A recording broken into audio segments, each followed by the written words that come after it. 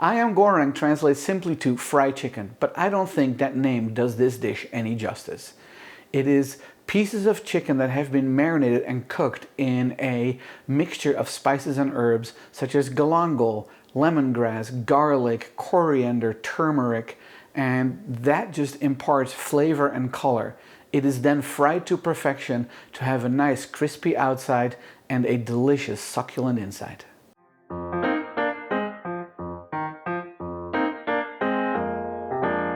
Hi, I'm Toine and welcome to my kitchen. If you're new to this channel, I focus on cooking foods from my home country, the Netherlands, and some of its former colonies such as Indonesia. I was introduced to Ayam Goreng in the Navy, where every Wednesday we had Indonesian food and this was often on the menu. Of course, in Indonesia, this is a popular street food and a comfort food for many people at home. To make Ayam Goreng, you will need 2 kilograms of skin-on, bone-in chicken. I have breasts and drumsticks, but you can also take a 2 kilogram chicken and cut it into pieces. 62.5 milliliters of lemon juice, 1 teaspoon of salt, 4 macadamia nuts, 2 cloves of garlic, 1 fresh red hot chili pepper, 2 teaspoons of salt, 4 grams of coriander seeds, 2 tablespoons of tamarind paste, a quarter teaspoon of turmeric, 1 shallot, 1 piece of galangal, 1 stalk of lemongrass, 125 milliliters of chicken broth, and you will also need 250 milliliters of oil for frying. The first thing we have to do is rub the chicken with a mixture of lemon juice and salt, and for that I'm going to roll the lemon that I've washed on the cutting board to loosen the juices. Cut it in half. Oh, very juicy. And then juice it in here. We're looking for a quarter cup.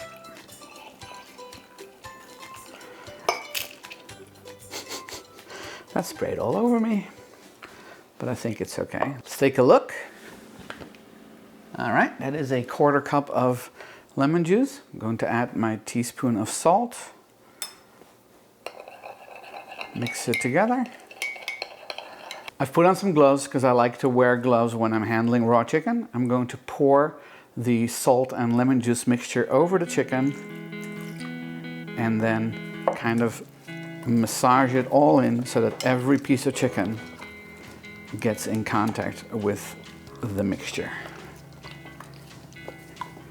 I like drumsticks. My wife likes white meat, the breasts, which is why I have this mixture, but you can use chicken thighs as well. I'm going to let this sit for 10 minutes while I prepare the other ingredients. I'm going to toast my coriander seeds in a dry skillet. I'm adding the seeds and I'm going to keep moving them around to make sure that they don't burn.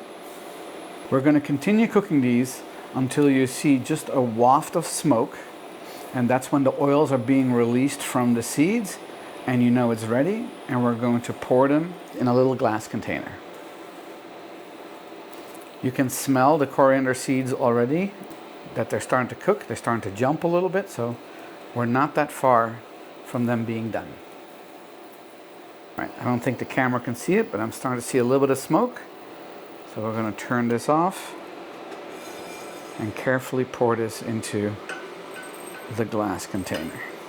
And one just jumped away. I'm going to take this off the counter and get my spice grinder. This is a coffee grinder, but I only use it for grinding spices. So for me, this is my spice grinder. The toasted coriander seeds go in and the lid goes on. I'm going to run this until it is a fine powder. Here we go.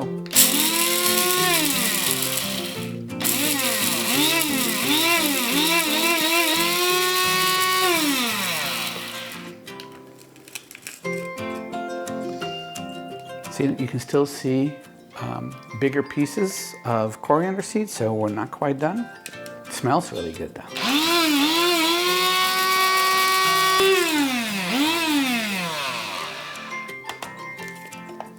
Yes, that's great. So as you can see, it is now a nice fine powder. I'm going to unplug it and then with a little spatula just get the last little bit out. Continuing on, we're going to make what's called in Indonesian cooking a boemboe, a spice paste. And I'm using a small little food processor for that, but you can do it by hand in a mortar and pestle if you want to. So first I'm going to rough chop the pepper. I like to wear gloves for that so I don't get any of the capsaicin on my fingers. And that's the first thing that goes into the food processor.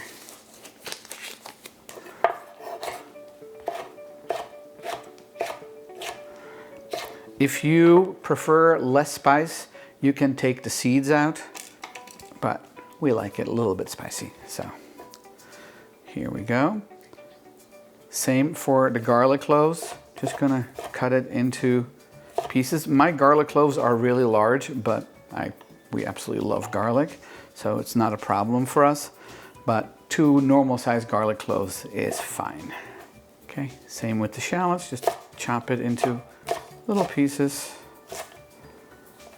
I'm also going to just give a rough chop to the nuts. Make the work for the food processor a little easier. Last little bit of the shallot. Salt. Coriander. And the last thing I'm adding to my food processor is the turmeric. Put the lid on. And we're going to grind this. Again, this is going to make some noise.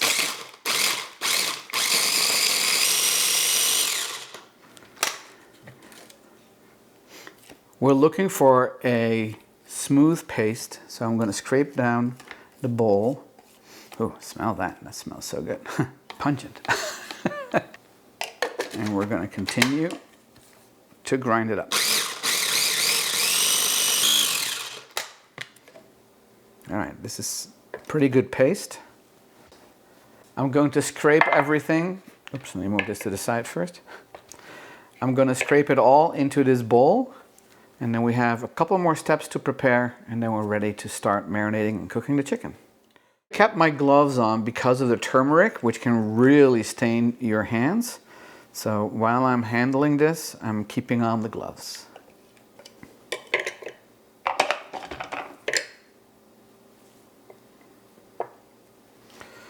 Okay, I've got all the paste in there. I'm gonna clean up the food processor, and I'll be back to peel the galangal and bruise the lemongrass. Galangal looks like ginger. It's also a rhizome. It has a different color. It also has a little bit of a thicker skin, and we're going to need about a 2.5 centimeter piece. So I'm just going to cut it off about there. And it has some lemon smell to it as well as a little bit of that ginger smell. And it adds such nice flavor to any dish. I have a couple of dishes that use galangal, so we've used it before. We buy it at an Asian grocery store. You can get it fresh or frozen. You can also buy it on Amazon. I'll put a link to that in the description below. So I'm going to cut off the peel. You want to make sure you have a sharp knife because it is firmer than ginger.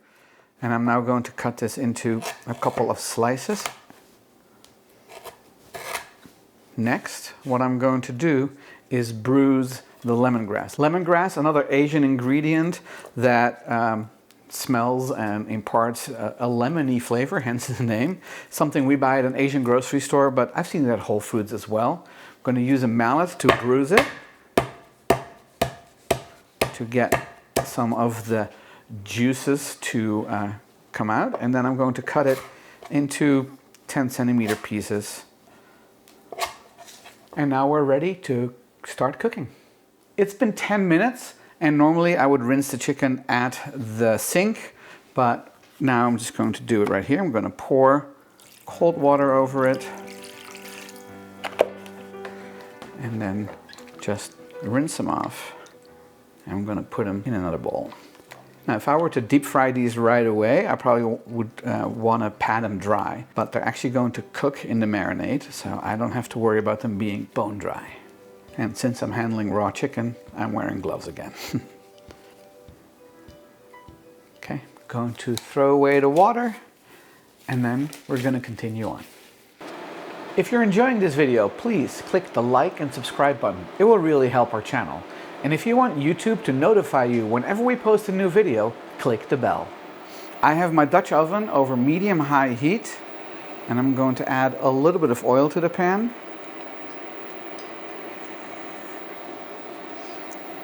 And once this is warm, what I'm going to do is I'm actually going to fry up the Boemboe or the spice paste before we add the other ingredients.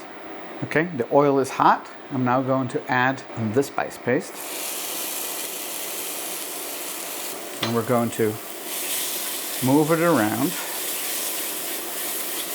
and cook it up a little bit. Release the aromas. This is going to go very quickly. And the smoke. All right. Going to add my chicken stock, the tamarind paste,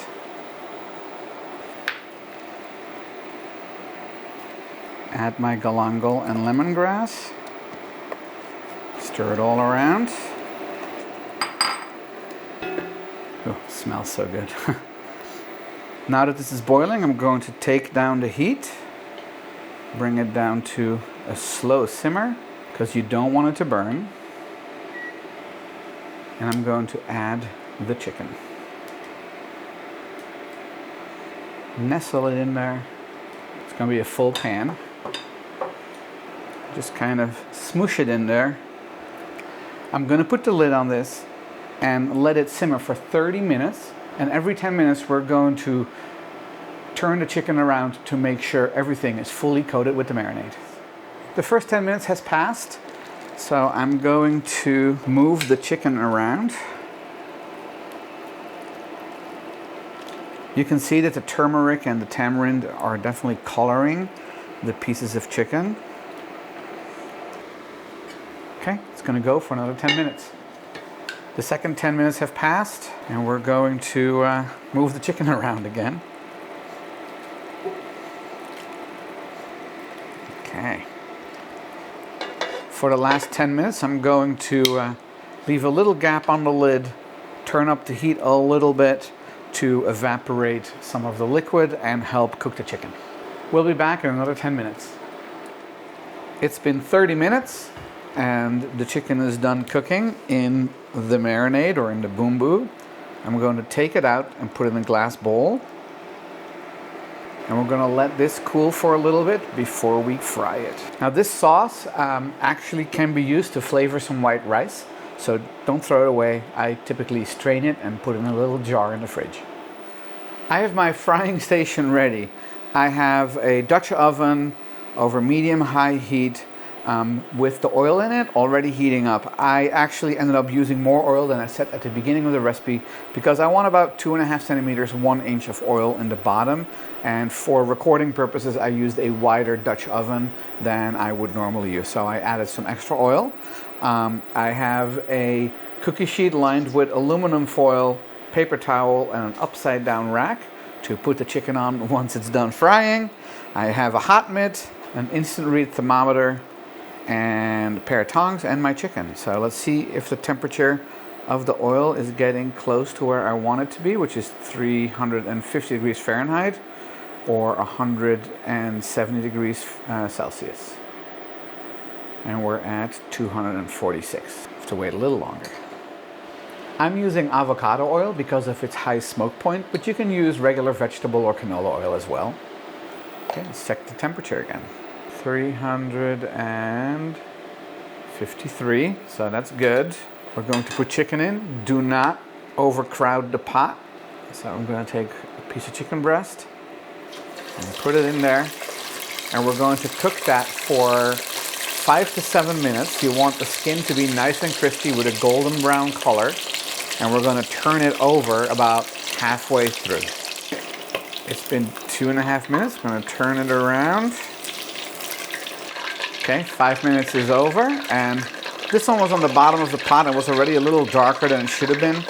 So it looks darker than I would like, but we're going to put it on the rack to let it drain the oil off. And the reason I have aluminum foil underneath there is that makes cleanup even easier. If any oil kind of goes through the paper towel, I don't have to clean the cookie sheet because I can just throw away the aluminum foil. All right, I'm gonna put some of the drumsticks in.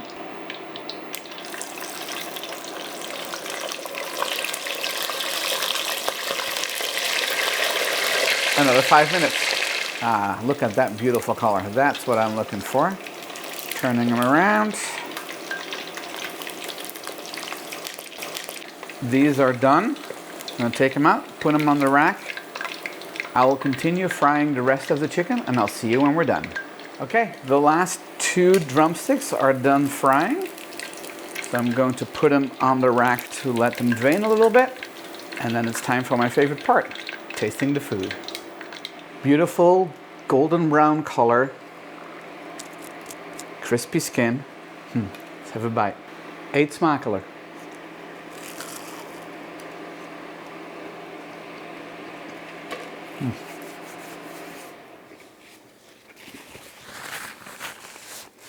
Nice meat that isn't dry on the inside, crispy outside. I'm gonna have another bite.